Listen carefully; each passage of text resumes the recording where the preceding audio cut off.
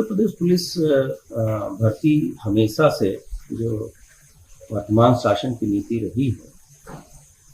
वो ये रही है कि परीक्षा शुचितापूर्ण तरीके से कराई जाए और उसमें किसी तरह का कोई पक्षपात या भेदभाव न किया और जो सरकार के दिए गए गाइडलाइंस है उसके अनुरूप हो।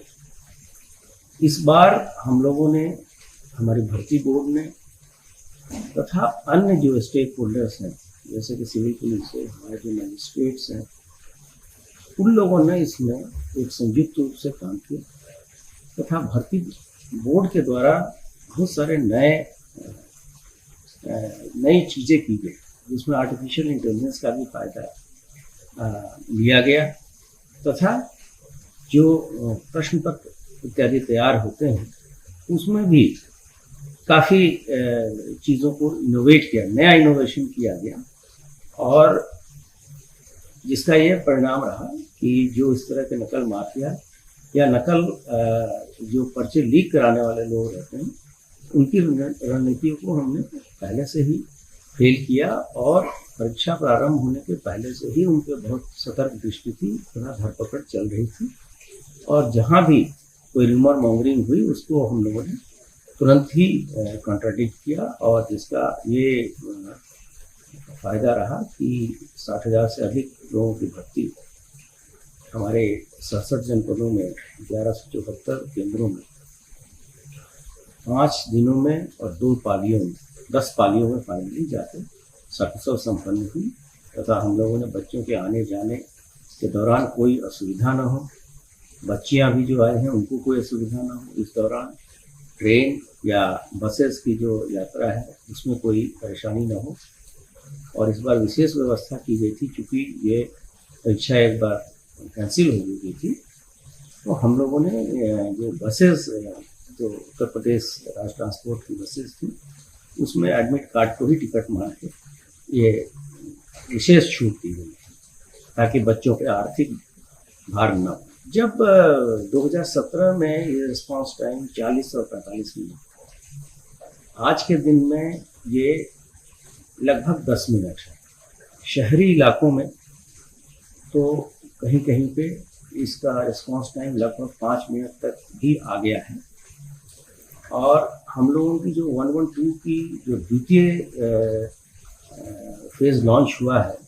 उसमें टेक्नोलॉजी में भी काफ़ी अपग्रेडेशन किया गया है जिससे कॉल टेकिंग कैपेसिटी भी हमारी बढ़ी है तथा नए वाहन भी हम लोगों ने और लगाए हैं तथा साथ साथ कुछ 2 पहिया वाहन भी हम लोगों ने अपने 112 के बेड़े में शामिल किए हैं और इसके कारण शहरी क्षेत्र के जो सकरी गलियां हैं वहां आना जाना और सुगम हुआ है और बेहतर सुविधा का लाभ पब्लिक को भी मिल रहा है और विभाग को भी मिल रहा है और इसका डायरेक्ट इम्पैक्ट जो छोटे मोटे झगड़े होते थे उस पर पड़ रहा है। तो क्राइम एक ऐसा क्राइम है जिसमें कोई बाउंड्रीज नहीं होती। जैसे कोई घटना अगर होती है तो एक पर्टिकुलर थाना क्षेत्र में होती है लेकिन साइबर क्राइम कहीं भी बैठा हुआ व्यक्ति साइबर क्राइम उत्तर प्रदेश के किसी भी गांव में कर सकता है। तो सबसे बड़ी चुनौती तो यही है कि इसको कैसे निपटा जाए। इसके लिए प्रॉपर ट्रेनिंग हमने अपने स्टाफ को कराया है और 2017 में सिर्फ 2 ही थाने साइबर क्राइम से डील करने वाले थे, एक लखनऊ और एक गौतम बुद्ध नगर में। इसके बाद से प्रथम चरण में इनको सभी कमिश्नरी मुख्यालयों पर थाने बनाए गए और वर्तमान में प्रत्येक जिले में एक साइबर थाना है जो कि केवल साइबर क्राइम से संबंधित मामलों को डील करता है और इसके अतिरिक्त सभी थानों में एक साइबर हेल्प डेस्क की भी स्थापना की गई है और नए नए जो साइबर क्राइम के आयाम जुड़ते जा रहे हैं उसके बारे में हम लोग अपने स्टाफ को इन सर्विस ट्रेनिंग भी करा रहे हैं और इसके साथ जो आम जनता को जागरूकता अभियान भी चलाई जा रही है कि वो किसी तरह के झांसे में ना आए और लेकिन जो साइबर क्रिमिनल्स हैं वो भी नए नए तरीके ईजाद कर रहे हैं और हम लोग लगातार अपने आम जनता को तथा अपने लोगों को भी इस चीज़ों से अपडेट कर रहे हैं। ये एक अपराध और अपराधियों के प्रति जो जीरो टॉलरेंस की नीति है सरकार की, ये बात सच है। लेकिन केवल ये कहना कि इनकाउंटर के कारण चीज़ें अच्छी हुई हैं, ये मैं इसको नहीं मानता। हम लोगों ने अपराधियों पे प्रथम चरण में माफियाओं को आइडेंटिफाई करके उस पर कार्रवाइयाँ की। उसके बाद से माफियाओं के कन्विक्शन पे हम लोगों ने जोर दिया,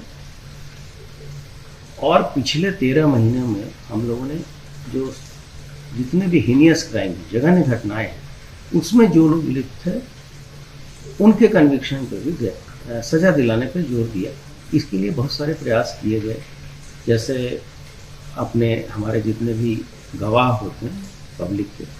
उनको समय से पहुंचाना, आवश्यकता अनुसार उनको सुरक्षा प्रदान करना, तथा हमारे विभाग के अंदर जो लोग गवाही देने जाते हैं उनको भी हम समय से कोर्ट में जाने के लिए प्रेरित करना। ऐसा इसलिए हुआ है कि भारी संख्या में नई नियुक्तियां हुई, तो जो लोग जिनको एविडेंस देने जाना है वो अब आराम से जाते हैं। पहले कार्य व्यवस्था के कारण लोग जा नहीं पाते थे। तो जो भर्तियां नई हुई हैं, जो कि लाखों की संख्या में है, उनसे और नए तकनीक का, जैसे वीडियो कॉन्फ्रेंसिंग के जरिए भी अब गवाहियाँ होती हैं। तो ये सभी चीज़ों का सुखद परिणाम है कि पिछले 13 महीनों में हम लोगों ने लगभग 51,000 सज़ा लोगों को दिलाया है, और जिसमें ऐसे 45 मामले हैं जिसमें मृत्युदंड भी की सज़ा भी मिली है। तो इसका भी एक बहुत बड़ा इम्पैक्ट पड़ा है। और हम लोगों ने जितने भी 68 माफिया चिन्हित किए थे, उसमें से 31 माफियाओं को तथा उसके 68 सहयोगियों को भी हम लोग सजा दिला चुके हैं, जिसमें से 2 माफियाओं को मृत्युदंड हुई है। इसके अलावा जो गैंगस्टर एक्ट के तहत कार्रवाई होती है, उसमें अरबों की संपत्ति जब्त की गई है, ये और लगातार इस पर कार्रवाई चल रही है। तो इस प्रकार से जो मुख्य माफिया जितने भी थे,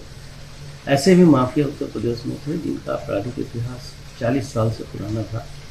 लेकिन किसी भी प्रकरण में उनको सज़ा नहीं मिली। और पिछले 2-2.5 वर्षों में लगातार मुख्य माफियाओं को सज़ा भी हुई, उनको उम्र कैद की भी सज़ा हुई, और जिसका परिणाम आप देख रहे होंगे कि सामान्य जो जनता है वो इससे बहुत ही रिलीफ फील कर रही है। और इसके अलावा जो कानून व्यवस्था के अगर फ्रंट पे देखा जाए, तो पिछले 7.5-8 वर्षों में एक भी कोई